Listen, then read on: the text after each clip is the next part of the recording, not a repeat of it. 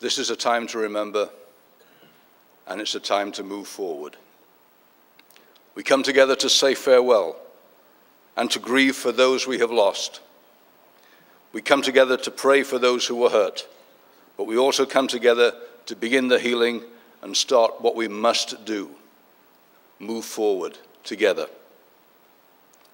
This past week has changed all of us, some more than others, and all in different ways. Last week seems very, very far away. Our minds and energies were focused elsewhere, many of us on other unexpected events that had come to pass. We were cleaning up from a tornado that visited us in January, in between those equally rare bouts of snow. We were responding to the impacts of the President's budget on our community and the nation's enterprise of human spaceflight. We mourned the senseless loss of Discovery Middle School student Todd Brown. But we did not expect other deaths. And then came Friday, February the 12th. We'll always remember where we were when we first heard. That immediate thought that rushed into our brain: not here, impossible, such crimes happen somewhere else.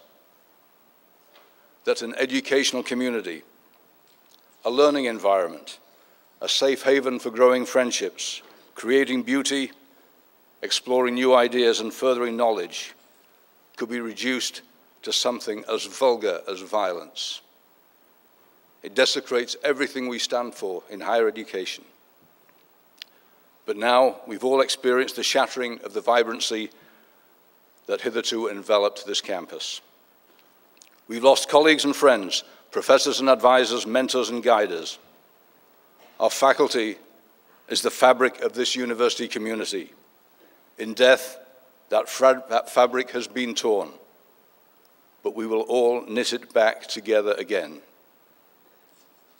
The faculty, staff, and students of our Department of Biological Sciences, their families and close friends, have borne the brunt of this despicable act.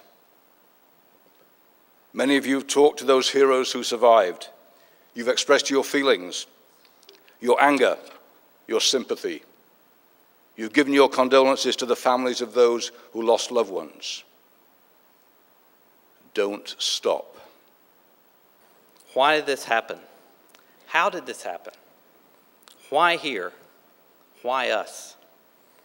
So many of the answers will never be found, and we will resolve ourselves to the unknown.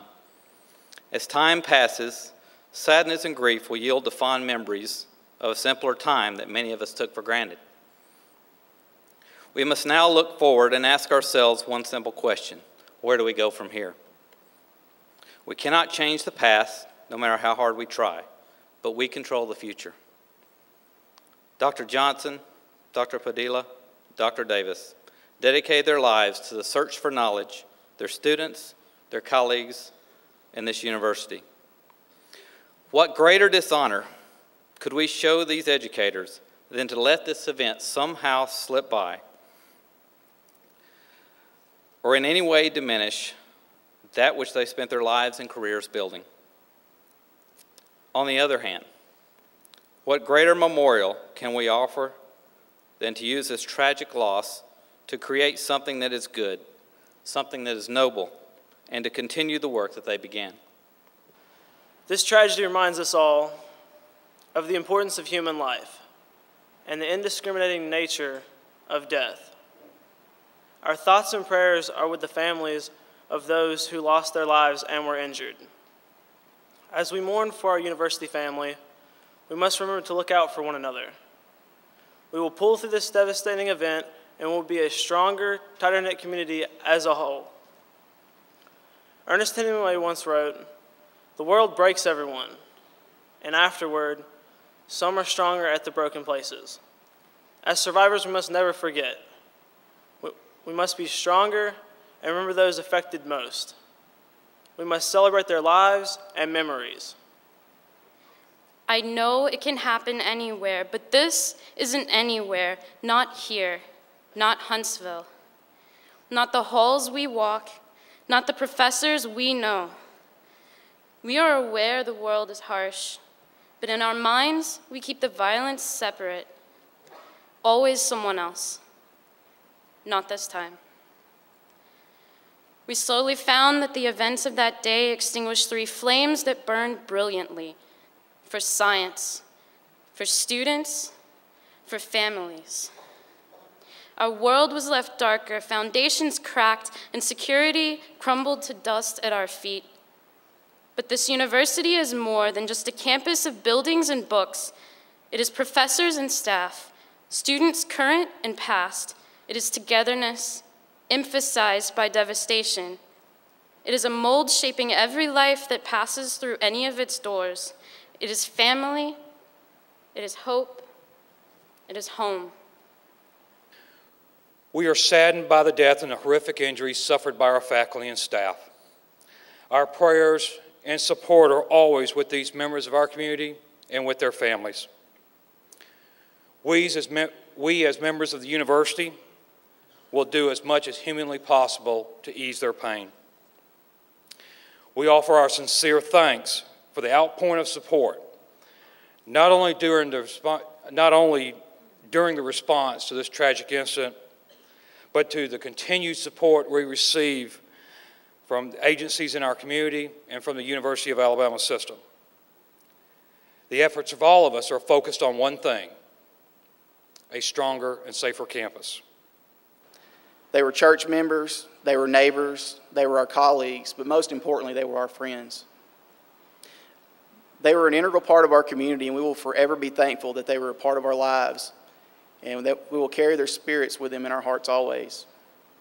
Thankfully, it's not very often that communities have to come together in this way to care for each other in mourning, but this is such a time. It's a comfort to know that we are here for each other, be it faculty, staff, students, researchers, administrators, alumni, family, and friends.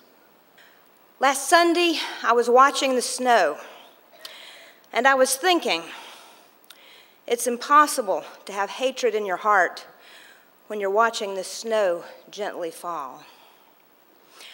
And I was wishing